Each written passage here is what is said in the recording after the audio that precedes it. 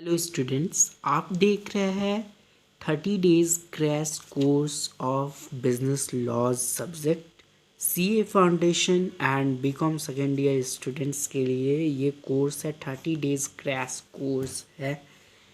Indian Contract Act 1872 Act 1872, ठीक है। तो हम लोग स्टार्ट करते हैं कॉन्ट्रैक्ट से। Contract is equal to agreement plus enforceability by law, मतलब एग्रीमेंट भी होना चाहिए और इन्फोर्सेबल भी होना चाहिए, तब वो कॉन्ट्रैक्ट बनता है, ठीक है। एक डायग्राम हम लोग देख लेते हैं। Proposal, then promise, then consideration, then agreement. Agreement दो प्रकार का होता है, एक होता है लीगली इन्फोर्सेबल और एक होता है legally not enforceable. Legally enforceable जो होता है उसको हम लोग कॉन्ट्रैक्ट कहते हैं, और लीगली इन्फोर्सेबल जो नहीं होता है उसको हम लोग वॉइड नो कॉन्ट्रैक्ट कहते हैं, वॉइड कहते हैं उसको ना, कॉन्ट्रैक्ट नहीं होता है।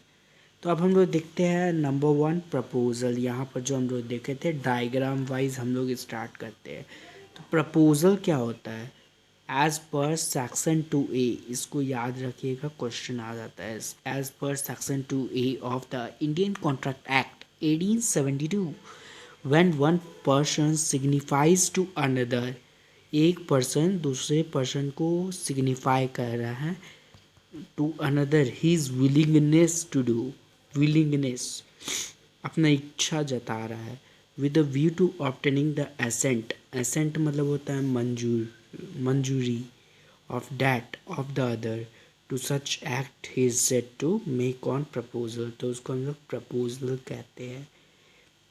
The person making the proposal is called as the proposer. और जैसे कि एग्जाम्पल ले लेते हैं, A proposes B to sell his house for 20 lakh, ठीक है। और अब हम लोग देख रहे हैं ओपन प्रपोजल क्या होता है। When a proposal is made by one person which can be accepted by any person, मतलब कोई भी पर्सन उसको एक्सेप्ट कर सकता है। It is called as open proposal. जैसे कि एग्जाम्पल आप ले लीजिए, A advertises to sell his house for 20 lakhs। Any person can accept the proposal to buy his house, कोई भी पर्सन उसको एक्सेप्ट कर सकता है। दूसरा पॉइंट है आपका promise. In section 2B of the Indian Contract Act 1872, when the 1872, when the person to whom the proposal is made signifies his assent thereto, the proposal is said to be accepted.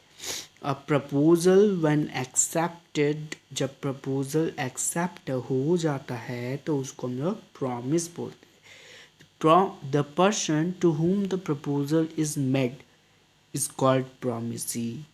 promisee बोलते हैं जिसको किया जाता है proposal, ठीक है। जिसको proposal दिया जाता है उस पर्सन को हम लोग promisee बोलते हैं। एग्जाम्पल ले लीजिए, A proposes B to sell his house for 20 lakhs। B sends a letter, letter send करता है एक्सेप्टिंग द प्रपोजल। बी ने प्रपोजल एक्सेप्ट किया। एज प्रपोजल इज एक्सेप्टेड, तो ये आपका प्रॉमिस बन जाता है। As proposal now becomes a promise, ठीक है।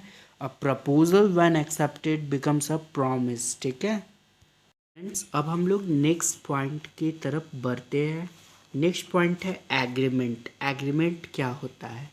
As per section 2E, every promise and every set of promises forming the consideration for each other is an agreement।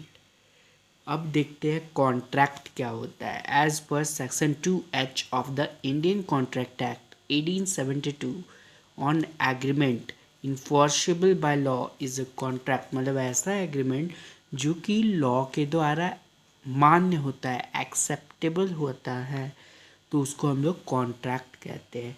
And contract is equal to agreement plus enforceability by law, ठीक है। जैसे कि एक example ले लीजिए, Amal promised Amal promised to sell his house to Bimal for 20 lakhs on receipt of price which Bimal accepted and paid for. There is a contract between Amal and Bimal. ठीक है, अब हम लोग देख रहे हैं types of agreement and differences. Types of agreement and differences, एक होता है कमर्शियल इन्फोर्सेबल एग्रीमेंट। ठीक है, जैसे आपका एग्जांपल हो सकता है agreement to trade, agreement to purchase, agreement to sell goods etcetera. और नॉन कमर्शियल या नॉन एनफोर्सेबल होता है personal agreement, social agreement, moral agreement, religious agreement. ठीक है, अब हम लोग देख लेते हैं therefore only commercial agreement are dealt in the Indian Contract Act. सिर्फ कमर्शियल एग्रीमेंट ही आता है आपका इंडियन कॉन्ट्रैक्ट एक्ट में, नॉन कमर्शियल एग्रीमेंट नहीं आता है under this act. Commercial agreement क्या होता है, तो agreement to trade, agreement to purchase, agreement to sell goods, ये सब आ जाता है। इन्फोर्सेबल एग्रीमेंट जो इसको बोलते हैं, मतलब सिर्फ इन्फोर्सेबल एग्रीमेंट ही आता है कमर्शियल एग्रीमेंट में।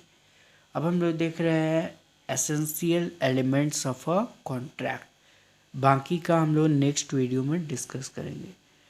पहला होता है offer and acceptance, free consent, lawful consideration, capacity of parties, agreement, lawful object, certainty and possibility of performance, legal formation, an intention to create a legal relationship. ठीक है, agreement भी होना चाहिए, कैपेसिटी ऑफ पार्टीज भी होना चाहिए, और 2 और मोर पर्सन होना चाहिए। ठीक है, ऑफर एंड एक्सेप्टेंस होना चाहिए, लॉफुल कंसिडरेशन होना चाहिए। इलीगल एग्रीमेंट इसमें नहीं आ पाएगा क्योंकि लॉफुल नहीं है वो ना।